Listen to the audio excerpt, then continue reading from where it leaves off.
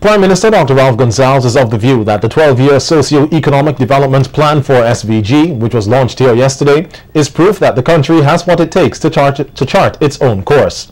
In his feature address to the audience at the Methodist Church Hall in Kingstown, Dr. Gonsalves says the plan seeks to devise a framework which is homegrown, taking into consideration our own realities, and pave the way forward by, quote, being the intellectual masters in our own house. I tried in 2009 to do something homegrown with the governance. I was given a kick in the butt in the constitutional reform. Many of you here would have voted against it, either because you didn't understand it or because the politics wasn't right. But that is what we were attempting to do from the governance standpoint. We are seeking to do something in the socio-economic sphere to build a homegrown consensus as to where we should be going. This is what this is about. Dr. Gonsalves made it clear that if someone wants to challenge the premises of the plan, he is willing to engage in a debate on it. According to the Prime Minister, the plan should be treated as a serious effort which is homegrown, where the people are engaged in an act of self-mastery. If you have another perspective, another set of ideas, different to these, sure. But I will wager that whatever happens in the political sphere over the next 12 years, that anybody who comes to the crease has to take guard with this. You have to take guard with this. If this tells you that you have to bat on middle and leg, that's where you have to bat. You can't go and bat outside of the off stump. Don't let anybody else fool you about that. This is the consequence of this. This is a consensus for socio-economic development. The plan, coordinated by the Central Planning Division with inputs from stakeholders both at home and abroad, covers the period 2013 to 2025 and outlines this country's long-term strategies for national development.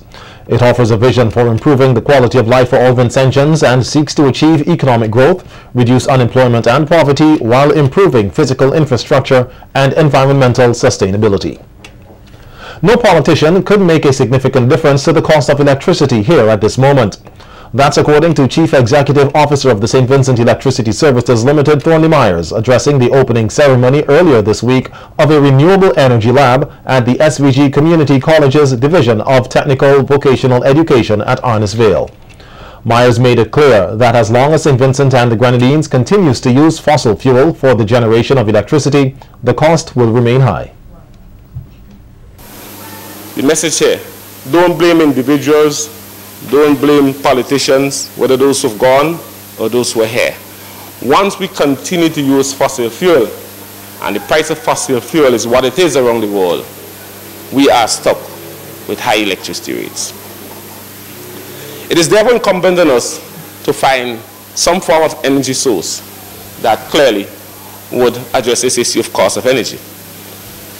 We at VINLEC are the producers, and we've always said we understand the role that energy plays in development, and high electricity costs can be, and in many instances, is a deterrent for social and economic development.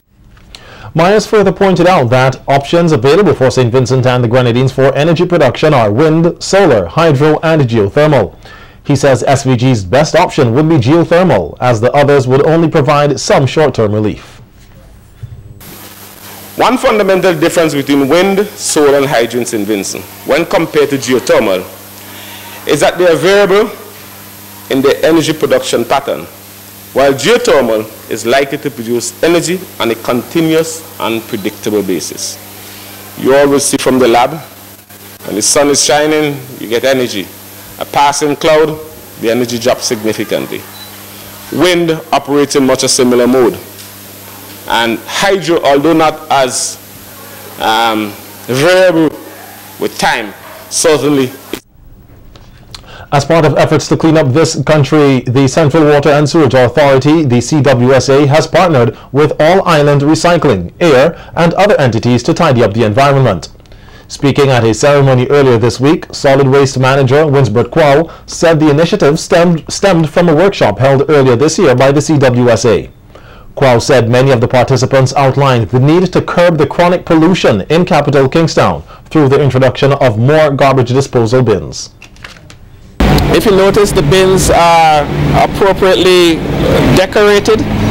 One of the bins is painted in the national colors, blue, yellow and green, really representing the fact that waste management is an issue of national pride. This first bin that is painted in blue, yellow and green, it is for the collection of general litter.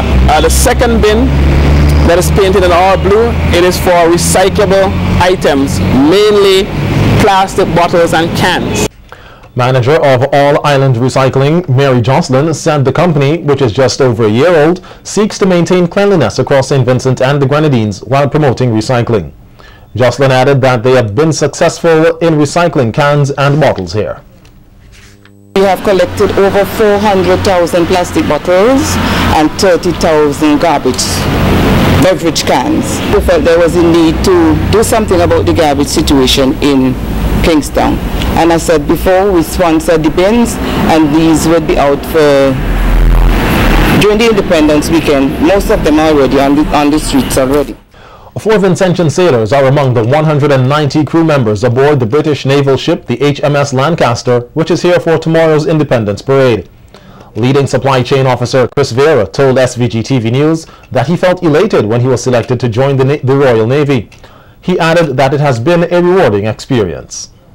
The experience, it was a bit climatizing. That was the biggest transition upon, other than leaving your family. That was another one. But after a while you get accustomed being away, and it's slowly soaked in. And then physically being in the Navy itself, it's quite an enjoying experience. The other Vincentian leading writer, Jason Dean, also spoke about his experience being in the Navy. Perfect example, we're alongside St. Vincent, so it's not all about going to war. We also do other stuff as well. We're here in the Caribbean providing disaster relief in case of hurricanes. We're also doing narcotic patrols as well, so it's not just all about going to war, it's all about actually going out there and protecting the UK water as well and enjoying yourself while doing it. The HMS Lancaster's commanding officer is Commander Steve Morehouse, and the other 2 Vincentians on the ship are Nazam Lewis and Glenroy Peters. This week, students and staff of the Mustique Primary School commemorated the country's 34th anniversary of independence with a showcase at the school. The event started off with the raising of the national flag and was punctuated with singing and dancing. In his address, head teacher of the school, Henry Peters, reflected on those who fought for this country's independence and posed the question whether the people of St. Vincent and the Grenadines are truly independent after 34 years. Henry says in some areas there have been tremendous developments, and in others we can do a lot better as a people. St. Vincent and the Grenadines is not an island unto itself. Today we have become a global village. The world has become a global village. And with the onset of things like the internet, you can stop right here and talk to your family or friends as far as where you possibly can think. Also in St. Vincent and Grenadines in the recent past, we have seen a lot of development in our roads, in our infrastructure, and most of all in our children, our people. A young man of Chauncey reportedly died this morning in the Quashi Mountains on the leeward side of the island. According to reports reaching SVG-TV News, Jamalo Peters, better known as 4 Spot, was struck by a fallen tree in the mountains. He reportedly died on the spot.